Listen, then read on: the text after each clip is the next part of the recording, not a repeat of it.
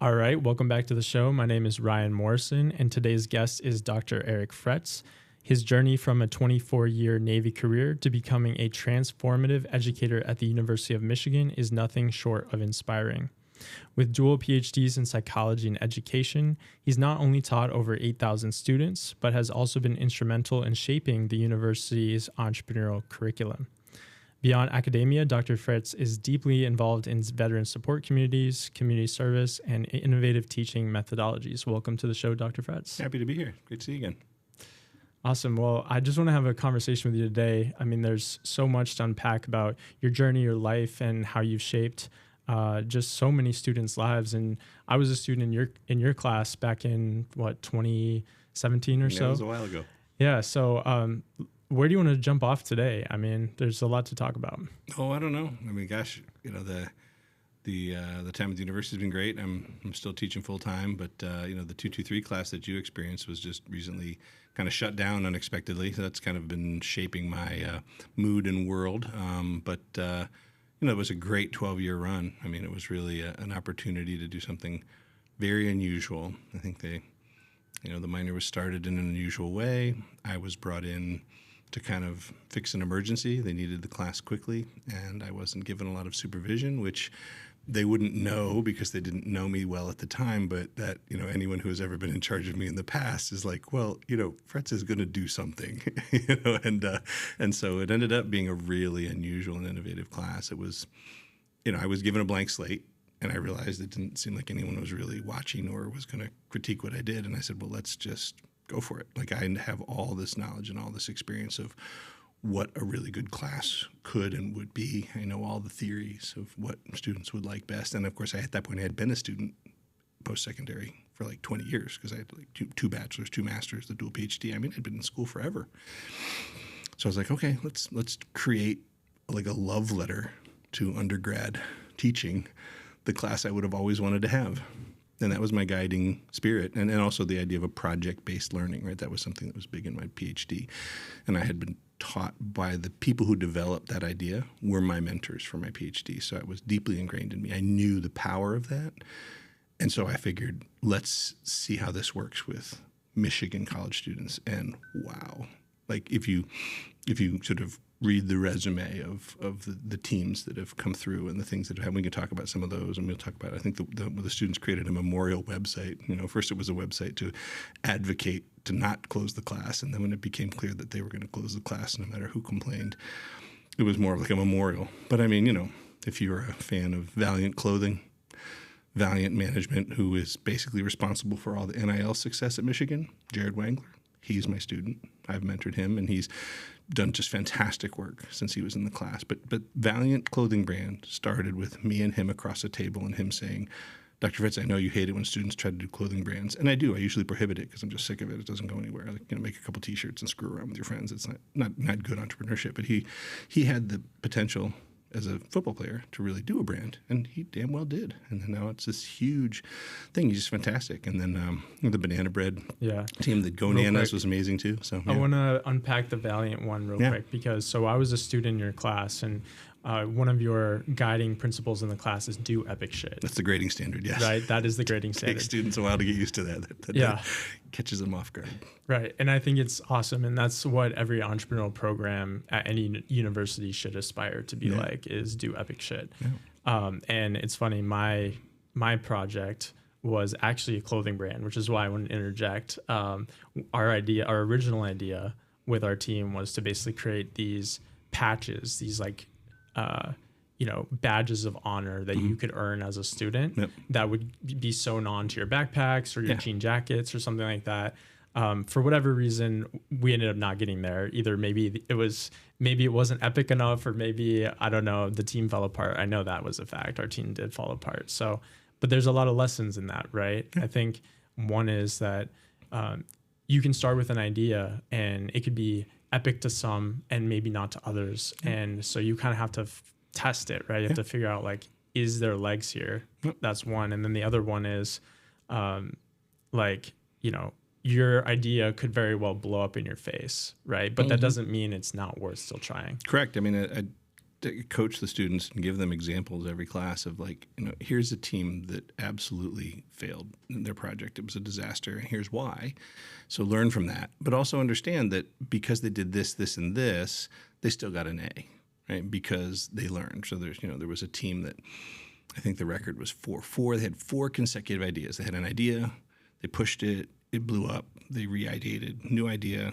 They pushed it a couple weeks. That got run over for some reason. They got another idea. By the end, their 4th idea, it was like 2.5 weeks before the end of the class. So their final presentation for what they did was essentially not on their 4th idea, but on their journey of all these failures and what they learned from it. And it was one of the best, final reports that we'd ever had in the class. So that's the value, right? Is that you learn, like, if, your team failed, but like chances are you're not going to repeat those mistakes. So you're going to be a better entrepreneur in the future if that's what you choose, or just a better teammate because you're like, oh, we tried this and it didn't work well at all. But I try and scaffold that process really well, right? Like, I'm really good at the team skills and leadership, and we push that a lot in the class. And then I do a lot of essentially, I meet with, it's a 300-person lecture, and I meet with every single student at least twice. That's not normal, but that's how we get the results that we get. Right. So I want to unpack more of that too. Like, what do you look for in an idea? Because you are one of the... That's a whole book, but yeah. Right. I mean, it's worth talking about, because you have single-handedly probably helped launch more successful companies out of the University of Michigan than any other faculty member, right? That's an interesting point. You may be right, because it's like, it's between 1,000 and 2,000 teams. And dozens of them actually became LLCs. I only know of 3 or 4 that are like big going concerns, but like there's some like Funkin' Seeds and some others that really gave it a go. Oats and Woes was like a oatmeal group, and there were just a bunch of them. You go back through and see they went on for, a year, 2 years, 3 years, and then, succumbed to lack of interest or market forces. But yeah, a lot. And the magic was just it took me a little while to develop it. The idea was you got to come up with a bunch of ideas and sit across the table from me, and you got to throw ideas at me until I see one that I think looks doable for you. Because what has been reliably the case, like since the beginning, Michigan students are incredibly smart, and they come up with tons of great ideas, but they have no idea which idea is really good. And I can't come up with all the ideas, but I can sniff them over and be like, no, that one, the third one. The third one is your idea. You don't see it, but I see it. Trust me, go down that road and you will have great success. Just watch out for this one thing.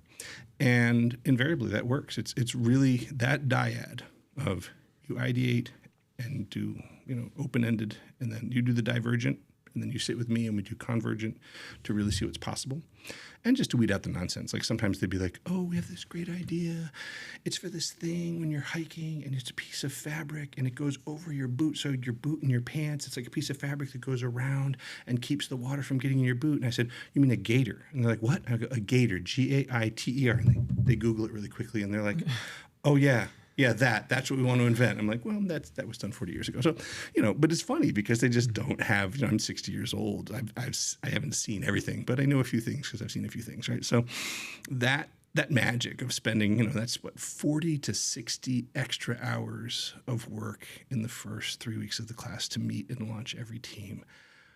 It's so challenging, but I loved it. I loved every minute of it because the kids are so smart and they're so enthusiastic. And when you get that idea and something they really believe in, and you show them, I believe you can do this, they get so excited because no one has ever turned them loose on something they have personal ownership for and told them, your grading standard is epic shit. What does that mean? Well, I want you to see you do something amazing. Like, I know what you're capable of. Like, show me. And like, well, how will we know when we're done? Well, we're done when the class is over.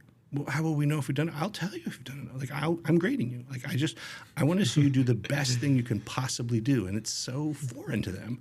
Some of them, it takes weeks. Some of them push the I believe button pretty quickly. But once they get going, it's just amazing because most of them put in a ton of work. There's always a few that think like, oh, this would be a good scam. And then, of course, they get caught up because I have that phase system, right? I have that system I've evolved where you have to document your progress. So if you're really screwing around, I'll figure it out by about the second month. And then we start having the harder conversations about, But, right. Well, just for fun, Ben, would you mind pulling up the Valiant website? Oh, yeah. I think just That's awesome. Valiant. If you Googled Valiant Jared Wengler, might be able to pull it up. And while he pulls it up, the reason why I want to bring it up is because I think, something that you and I have had many conversations about over the past is kind of that role that the university plays in being able to launch companies, right? And so I want to unpack that just a little bit more, because I also have this relationship with the university where it's kind of a love-hate relationship. Like, I'm an alumni of the University of Michigan. I'm, a proud psych major, entrepreneur minor. I started a business, Maximize, as a student. Everyone told me, like, where is this going? Like, no one knew what to do with me. And yet here I am, graduated, and 4 years into running this. And it's evolved many times. But just for fun, here's Valiant. So we take a look. So they've kind of helped. They started basically in your class, and now they're shaping NIL. So talk about their success and also kind of your philosophy on the role that the university plays in launching companies. Oh, yeah. So for Valiant, it was initially just, let's create this logo, this brand. We'll make some shirts. We'll see if this can be catchy and, get this to kind of take. And that worked. And then he was both basically lucky and clever and hardworking. And he sort of he started to market his stuff through MDen. And he was integrated into the MDen right around the time that we switched from either Nike to Adidas or Adidas to Nike. And so when that happened, there was let's say there's 200 SKUs, 200 products. And all of a sudden, the new contract only covered 115. So there were 85 SKUs that just weren't covered. They just weren't going to be in the store. And he knew this, and he saw it. He was in a position somehow to be part of that discussion. And he said, hey, let me do a little research, and here's these 25 that really seem like they could be quite profitable. How about I do those for you? And MDen said, sure. So that was like the first, right? That was the first stage was coming out of my class and succeeding and getting revenue. Then the second stage booster hits, because now they're in MDen and they've really got now a lock on something. And then from there, it becomes, now NIL is coming out, right? And so that becomes, now he's doing these deals with the student athletes and getting into that space. And so the clothing brand gets really, really big. But then the NIL space, because of course he's a player, he's the son of a player, he's deeply ingrained in the athletic department culture, he's highly trusted, doing all these deals. And as it grew, he's just very smart, right? And he's very patient, he's very thoughtful, and he's just an incredible character, right? And so everybody trusts him, as they should. And that's just a powerful combo, right? He is he's a good dude. And then he has really clear ideas, and it's really exciting to see what he's gotten up to. Yeah, so I loved it. A couple years after the class, I was at Ford Field, for a game, some bowl game, and I looked up on the screen, and it had Valiant logo as an ad, and I was like, hey, that's my student, right? And then my wife came home about a month later. She's like, I got you these cool shirts, and I pulled the tag out, and it was the Valiant tag, from my class, and I just thought, my class is so cool, right? It's this commercial shirt that my wife is buying and bringing me because she likes it, and it's made by the guy. Anyway, it was fun. Yeah, it's pretty epic. It's an epic story. So let's talk about that philosophy and that role that the university plays too. Oh, yeah. And I think maybe you could talk about what does, I guess just that push and pull with the university, because it's kind of been interesting dynamic over the years. I'm going to go ahead and be blunt, because again, as I was mentioning to you earlier, I'm an unusual faculty member. I'm sort of like a instructional Ronin, right? I say, I'm sure it annoys them to hear this, but I say this a lot. I never asked to work here, and I didn't. I graduated from here, and then in an emergency, they begged me to come in and teach a class on short notice. It was like a 200, 300-person lecture in ed psych, and I thought it was just a one-time favor. And then they just kept asking me to create and teach more classes, which I just started doing, and it was very successful, and the students just loved it, and I was having fun doing it, and I thought, well, okay, I retired from the military. I didn't know what my second career was going to be. I guess this is my second career. And that was going great, teaching all ed psych. And then the opportunity to create the core course for the minor came along. And that was a big leap, because, again, I was a lecturer one.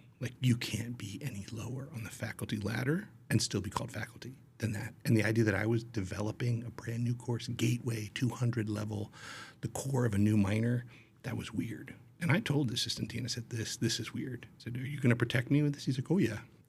Of course, at the end of the term, he just splits. Where did you go? And the provost, Thomas Zerbuchin, also a great guy, he was gone. like at the end of that first term. And I was like, all these guys who brought me in, gassed me up and taught me, told me all about how it was going to be, and they all split. And I was like, huh, all right. But it was fun teaching the class. And so I loved it. And then I ran that class essentially like a pirate ship, and it was fun. But I can see why, administrators might find it annoying, I guess. I don't know. And so it was always in terms of how we ran the class and in terms of how I coached the students, I basically warned them. I said, listen, if your idea involves getting permission or endorsement or, some sort of official approval from some university administrator, it's basically the equivalent of giving your idea cancer. Your idea will die. Your project will fail, and you will not succeed in this class. And that always bums them out. They always seem sort of shocked. But it's just being blunt. And it's not that the university is deliberately evil, but it is bureaucracy. And so, in my class, you have 90 days to do your thing. And so you have some cool idea about how you change something in the dining hall. Okay, so you go talk to a dining hall person. They say, it sounds great. And then, have a meeting in a week. And after 2 weeks of meetings and emails, you finally talk to the guy who directs that one dining hall. And then he could talk to the guy who does all of it. But then he needs to go to like Office of General Counsel because there might be some legal concerns. And we'll get back to you over the summer. And boom, there you're dead. Because you're not going to get anywhere, right? Like basically touching the university bureaucracy in any way, depending on them for anything, is cancer for your innovation. And again, they never like to hear it. Some of them refuse to believe. All of them come to believe in the end. All of them who go against my advice come to me and say, wow, that was horrible. We should have listened to you because it isn't going to work now. And then we figure out something else that they could do. But the university, in terms of like innovation, a bureaucracy doesn't like it, right? And part of it is people can be just jerks, and there are bad actors in there, but also it's a very large billion-dollar corporation with 110 different levels, and all of the units are kind of little competing fiefdoms. You think the university is a monolithic thing that just obeys the president. Any president will tell you that is not the case. It's all a bunch of little warring kingdoms, and so there's just no way. So I've always told them, we're not here to break anything or do anything illegal, but listen, you should just beg for forgiveness rather than ask for permission.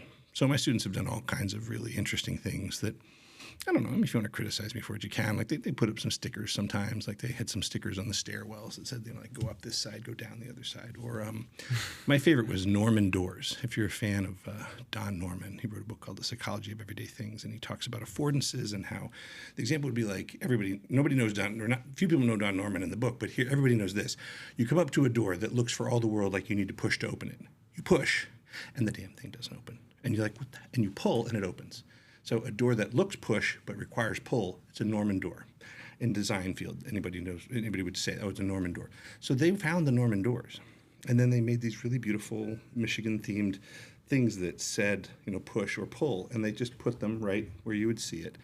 And in some cases, it's like 10 years ago, I still see them. And you think, how many tens of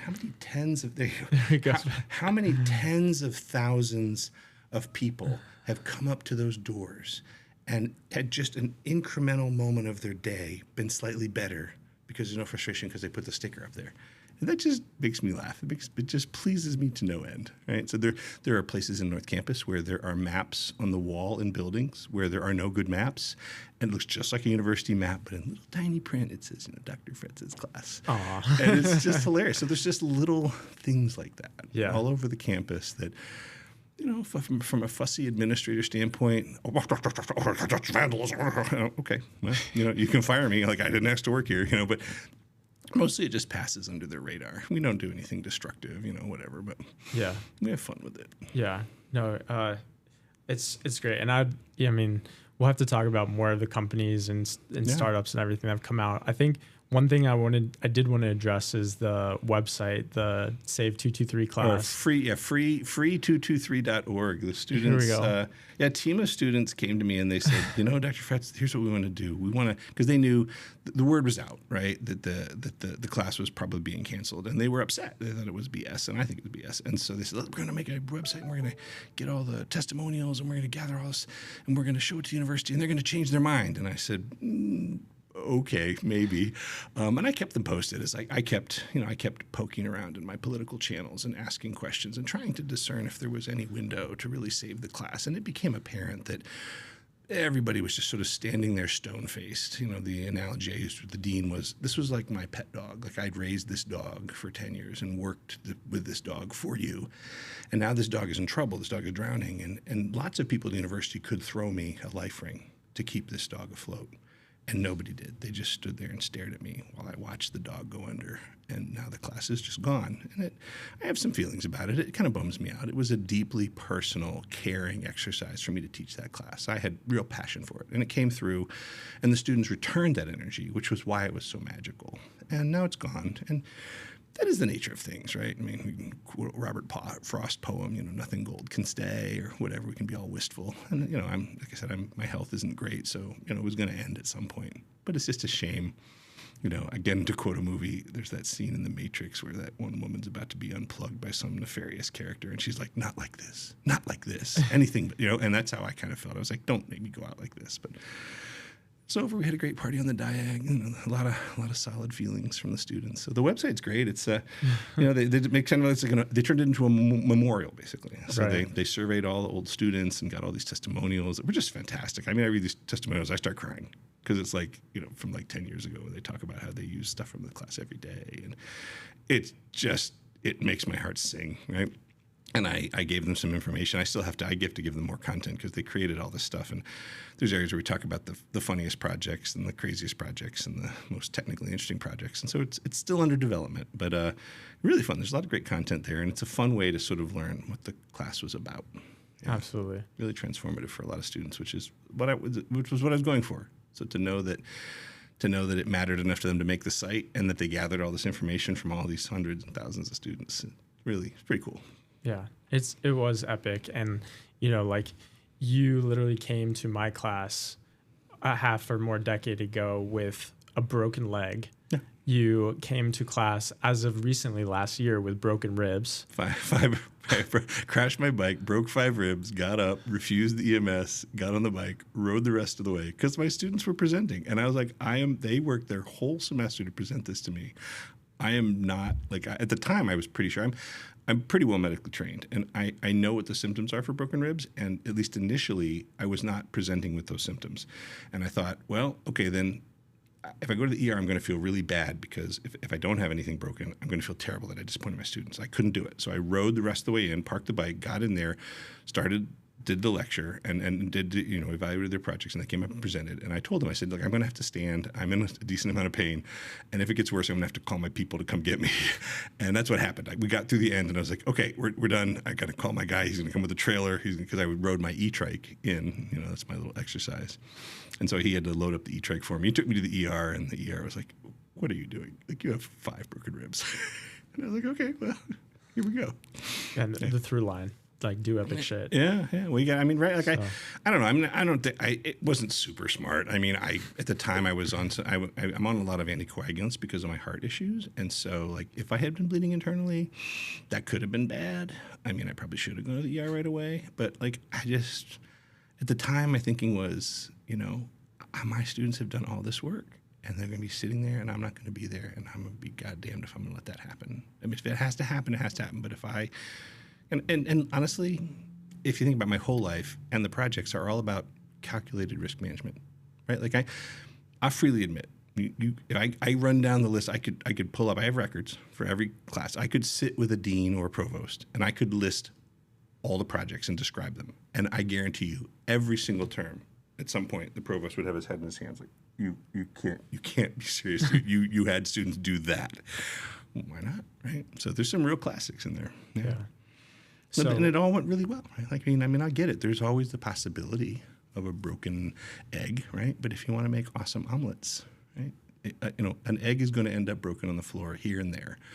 But how many awesome omelets can you make? And it turns out with Michigan students, you can make a lot. Right. Yeah. So you've taught 8,000 students. Yeah. What's one lesson that they've taught you about yourself? Well, I mean, there's a bunch. I think I initially had this worry. I don't know, it seems dumb now as a guy who works in the creativity and entrepreneurship space. I thought, well, what if we like run out of ideas? It just sounds dumb saying it because if you really think about creativity deeply, you know, it's like, that's nonsense because look at all of human history. So they've always, it does get repetitive. You saw in my handbook for the class, I have the banned project list because there's some stuff that just comes up every, I want a website to sell tickets. I want a website to sell textbooks. Nope. Seen it, failed 100 times, and somebody else is going to make it work. But this idea that we run out of ideas, and it never happened. Or even during COVID, it was just, Michigan students are so amazingly smart and creative, and I just feel incredibly blessed to teach them. That's one. I think the other thing is sort of the power of just like investing. I mean, I knew this as a leader through the military. I did a lot of leadership and coaching and other things, but the meaning that people take from just being believed in, right? The thing that's interesting about this class is that I get 300 people who don't know me, and I can get almost all of them interested with that first lecture, which is a crazy intense lecture. And then most of the rest will follow along. And by the end, 90% of the students are saying, this is the best class I've ever had. And it's because I put that time in and I spend that time with them. And so I've led a lot of people, but never so many in tiny bands for 90 days, and then they're gone. And so the pace, the intensity, that I can sustain that and that I can build those kind of bonds with so many students at the same time, that was an interesting muscle to flex and an interesting thing to develop. And I really enjoyed it. It felt really cool, right? The class was very unusual in what it did. And a lot of people, when I describe it, they kind of roll their eyes and they're like, no, that just isn't possible. You couldn't do that. I'm like, no, it did it every term. And the students always came through. So, yeah, it was fun. So let's talk about the military and how you've translated your military experience into emotional intelligence and all of these different factors that kind of bled through in your class. But just talk about your military experience. You've had some pretty crazy stories, and you talk about a couple of them in your class. But I guess maybe if you could single out a story from your military experience that really shapes who you are today and how you see the world, but also leadership. Yeah. That's easy, because it was 24 years, 4 years here in ROTC, and then 20 years after commissioning. Half of it was active duty, half was in the reserves, and 3 deployments across 2 different wars, all to the Middle East, all to the Persian Gulf, and a whole variety of leadership roles and other things, working for different federal agencies and doing all kinds of stuff. And it really obviously develops your leadership skills. It develops your ability to work under pressure and recalibrates you about what is serious in the world, right? It's easier to be relaxed about things when you've had people trying to kill you, for example, right? And so the biggest thing was really being in Iraq. When I was in Iraq, it was a no-notice deployment. They notified me a couple days before Christmas. I was gone a couple weeks later. It was devastating to my family, very stressful for me. And then I was in Iraq, and I was under fire, and I was in an Army unit where I was a stranger, and the stock market was crashing, and my wife was angry at me for going, and my son wouldn't talk to me, and again, getting shot at all the time. And then my boss makes me do a legal investigation of my own unit to try and figure out who lost a piece of classified gear. He basically turned me into an internal affairs agent in the unit I just joined, and then told them all, don't talk to Commander Fretz because he's doing an investigation. So here I am, alone, under fire. My life's coming apart. No friends. No one will talk to me. I mean, it was dark. It was a dark place. And in that, so that's instructional because I now have a lot of empathy for people who are in dark places, and I can recognize and I can vibe with that. And then I was able to partly recover because a chaplain gave me a purpose. So I learned about purpose because he said, hey, weren't you an Eagle Scout? And I said, yeah.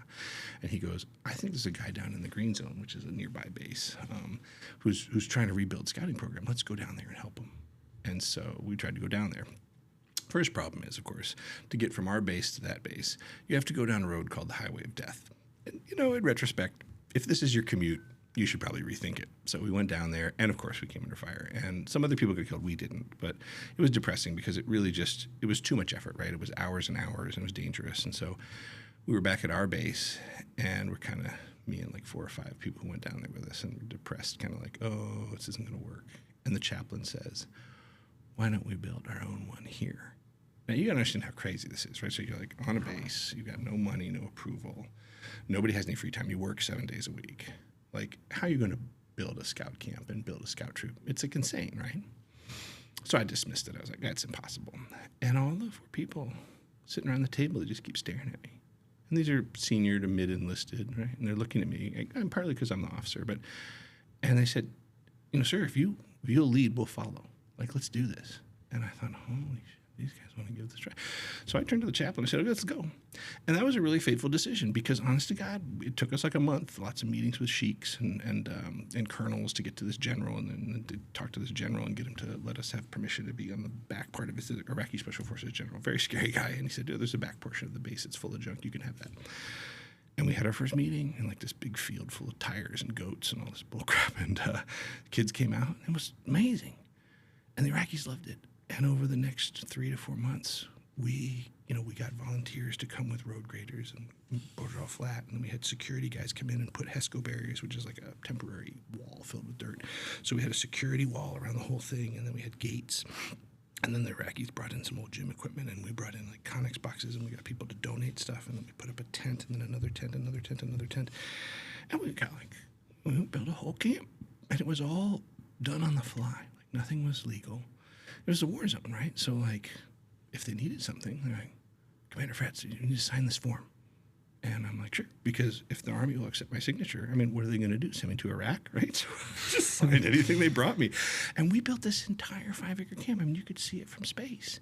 Eventually, even one guy, I would challenge them. I would taunt them. I would be like, hey, I bet you guys, like, I think it would be cool to have this, like, housing. Like, we need some housing on site for the Iraqis so they can have a guard here all night.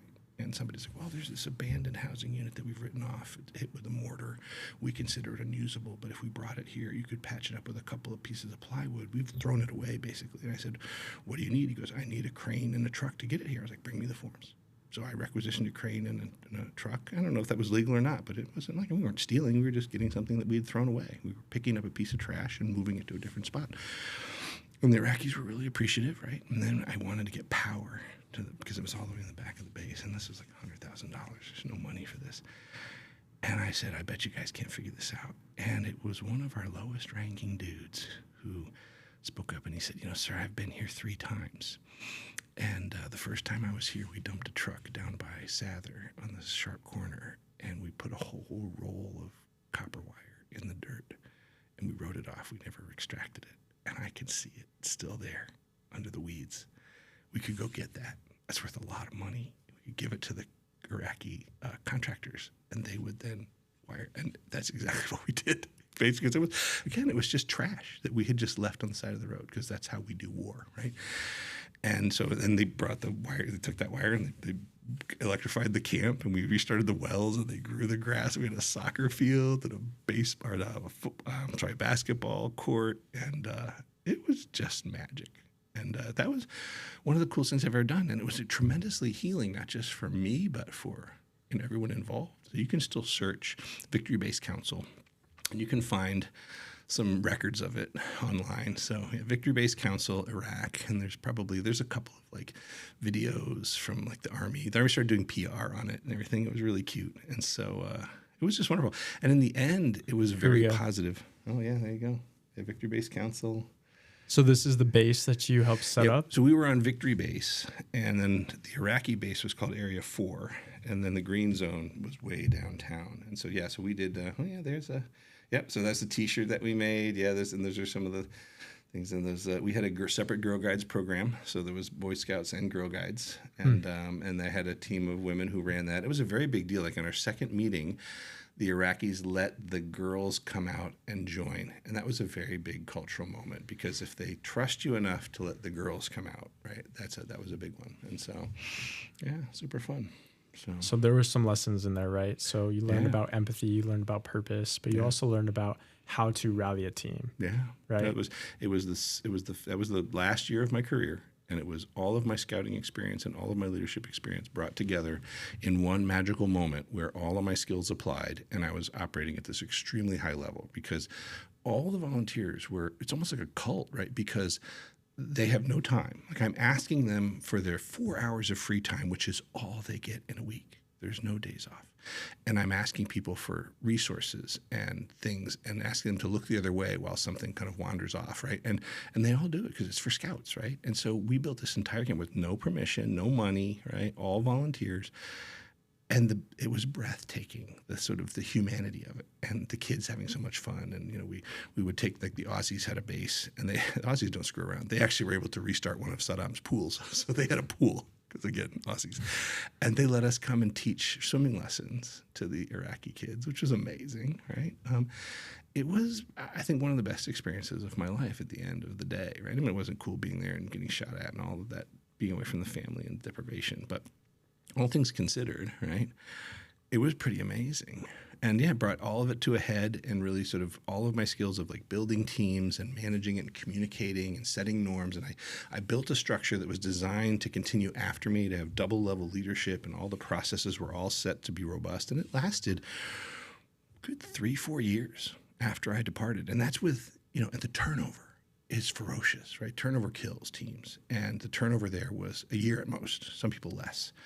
And so you can just see that the fact that it continued for 2 or 3 years afterwards is pure magic. Yeah. It was definitely one of the funnest things I've ever done. Really, really taught me about the power of that, giving people a purpose, right? Particularly like me, a lot of people wondering, why am I here? Why am I suffering? Oh no, here I am. I'm helping all of these Iraqi children see what America is really about, and the power of scouting and all that good stuff. It was super cool. Yeah. That's incredible story, and Awesome. super epic when you share in the class and everything. Yeah.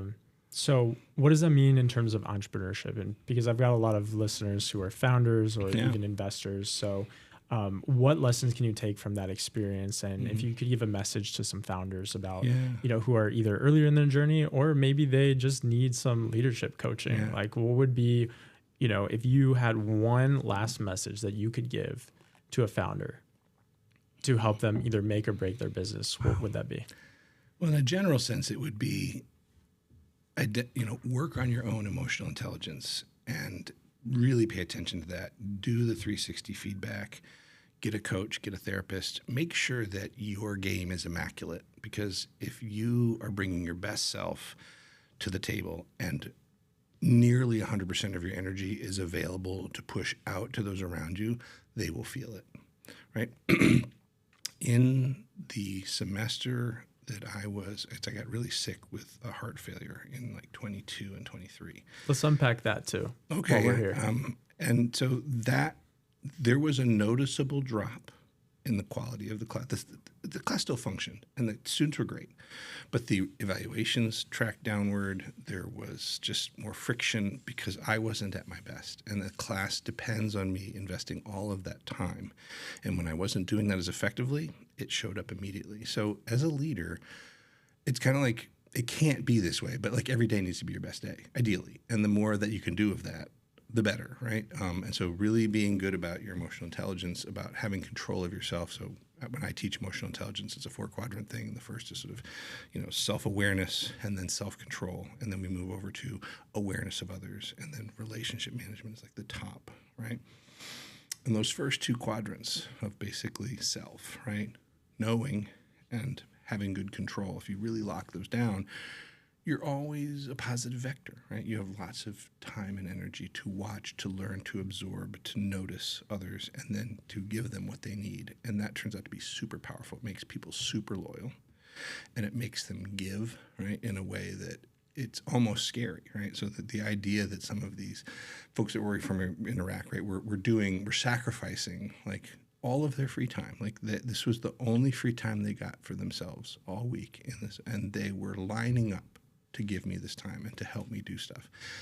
That's cool, right? That feels so powerful. And any number, like there's probably 8 of those people who are still in touch with me today. We get together. We went to a football game together, right? It's like, and honestly, there's a picture I show of these 2 enlisted men. This won't make a lot of sense outside the military, but there's a picture where I'm sitting in a cart a wagon that Saddam used to sit in and be pulled in horses for his inauguration after his quote-unquote elections. Well, they had that. They found it in some storage. So they put it in like this little park, the part of the scout camp. And there's a picture with my 2 most trusted senior enlisted guys. And they got down on their hands and knees like they were animals pulling me in this cart while I sat in it. And I just need to understand, in the military, that's really not okay, right? Like the divide between officer and enlisted, and officers trying to stand above enlisted and look down on them, and enlisted being treated as inferior. That's a really common theme, and it's very sensitive.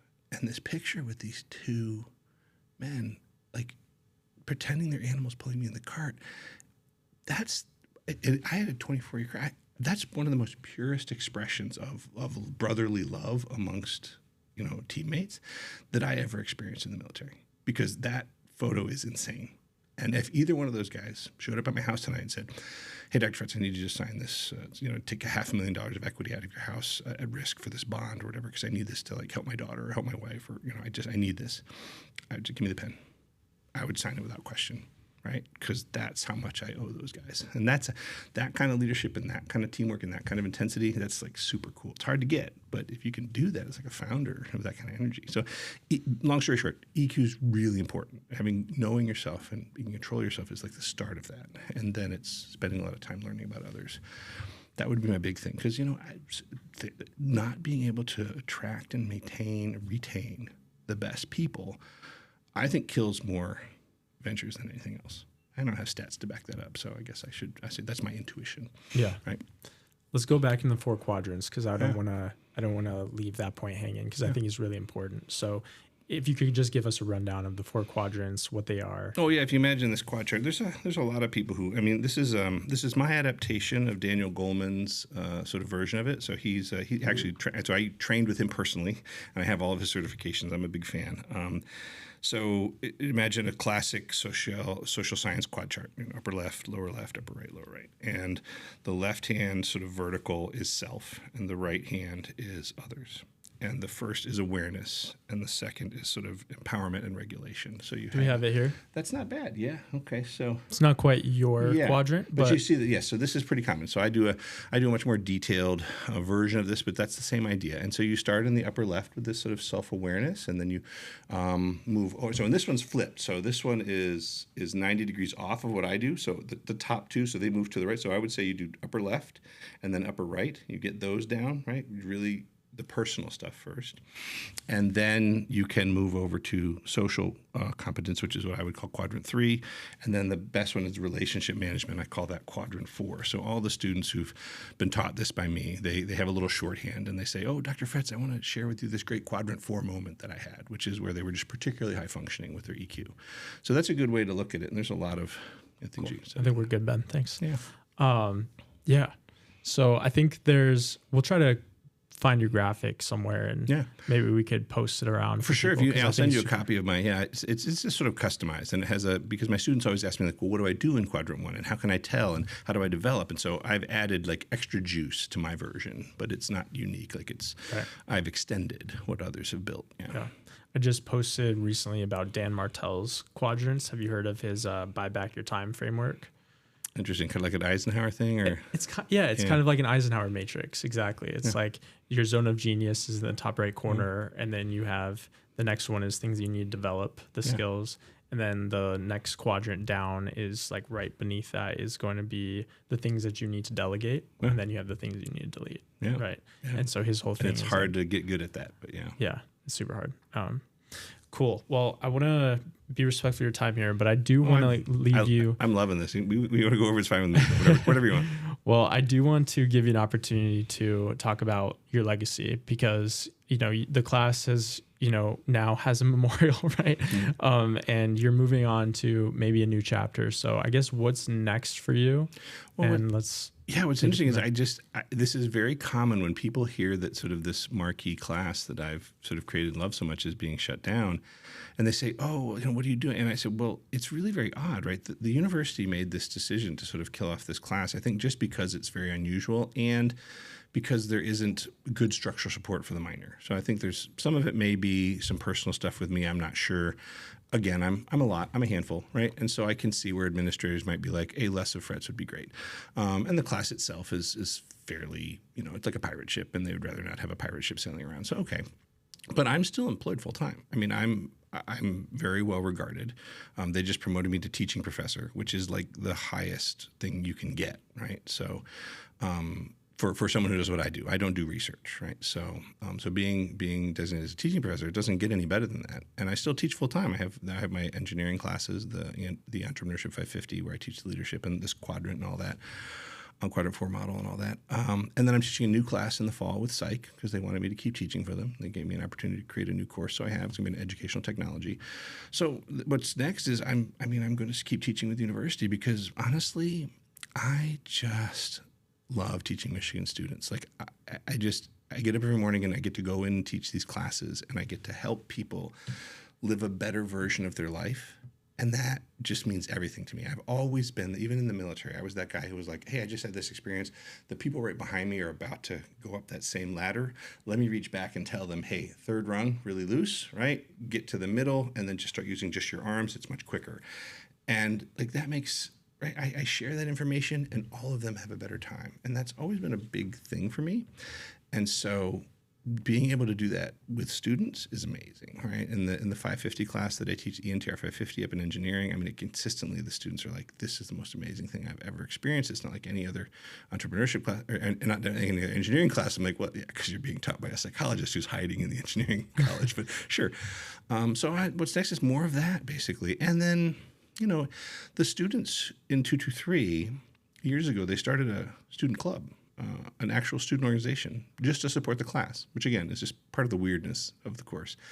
And they wanted to continue.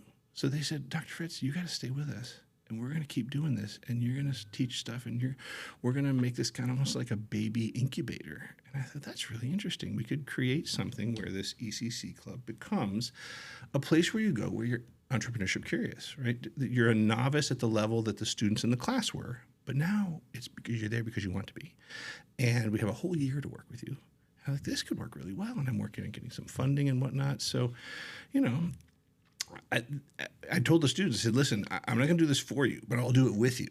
And so as long as you guys stay fully involved and we can get some more people involved, this could be an amazing experience where we become, in some ways, you know, not akin, but like to maximize, right? You like this is a thing that needs to be right in this space, right? And we'll see how it goes. And I'm doing it a little different because I told the students that this always has to be a student group that you're running. This can't be like, you know, a Fretz cult, right? It's got to be like, hey, Fretz helps you do this thing you want to do.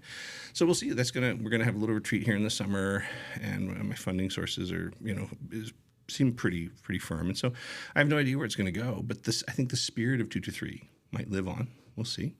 And then I am just going to sort of slowly wind down. So I have told the university that in 2027, I will not teach full time. I will teach just in the fall, you know, which is fine because I'm not the core of the minor anymore. So there's no guilt there. You know, for me to take a term off back in the day because I was the one required. I was the core course for the minor, so that course was the limiting factor, right? So now that's not a problem anymore.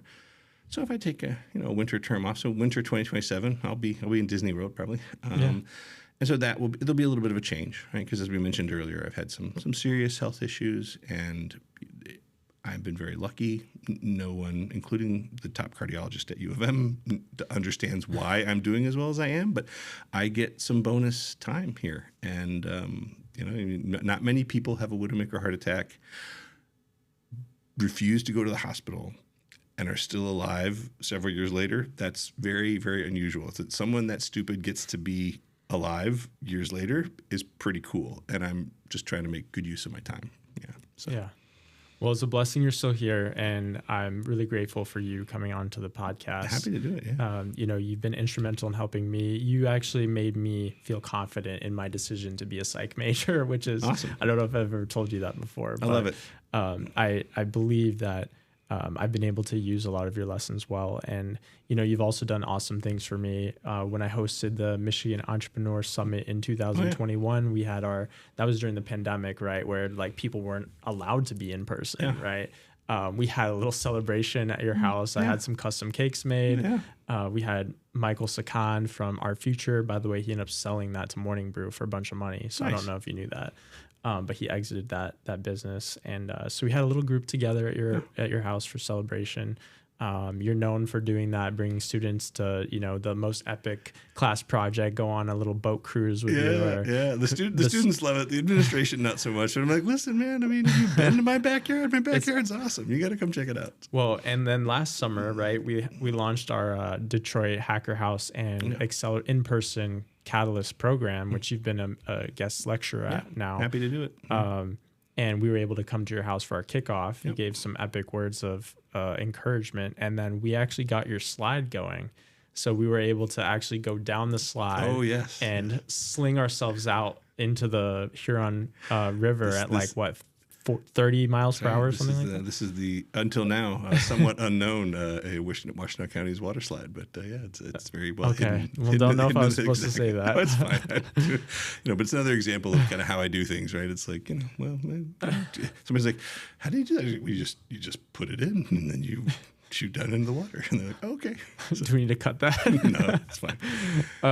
Well, anyway, I have some recordings, but those will stay private for a while. But but it's been awesome just over the years getting to know you and just seeing just how your influence has impacted so many founders and that's awesome. And also so many veterans too, and people in the service. So we thank you for your service. We thank you for just all the lessons you learned. We hope for many more years of that as well. I'll keep going as long as I can. Awesome. Well, cool. Well, let's go ahead and end the show there. But thank you so much, Dr. Fretz. Appreciate having you. My pleasure. Anytime.